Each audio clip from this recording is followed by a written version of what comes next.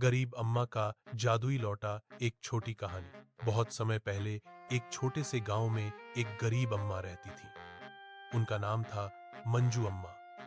अम्मा के पास ज्यादा कुछ नहीं था। एक टूटी झोपड़ी, दो पुराने बर्तन और एक छोटा सा पीतल का लौटा।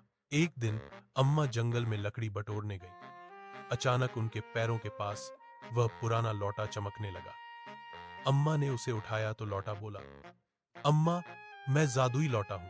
आप जो बोलेंगी मैं वही करूंगा। अम्मा घबरा गईं, पर फिर हिम्मत करके बोली, अरे लौटा, अगर तू सच में जादुई है तो मुझे थोड़ा खाना दे दे। अगले ही पल लौटे से गरम गरम खिचड़ी निकलने लगी। अम्मा खुश हो गई।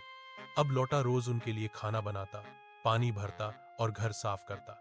अम्मा ने कभी लालच नहीं किया। जितनी जरूरत होती उतना ही मांगती। गांव वालों की भी मदद करने लगी। किसी के घर अनाज भेज देती, किसी को दवा दिलवा देती। सबको लगता अम्मा के पास कोई बड़ा खजाना है, पर असली खजाना तो था उनका दयालु दिल और जादुई लौटा। एक दिन लौटा बोला, अम्मा, मेरी शक्ति सिर्फ अच्छे कामों के लिए है। आपने मुझे सही हाथों में रखा है।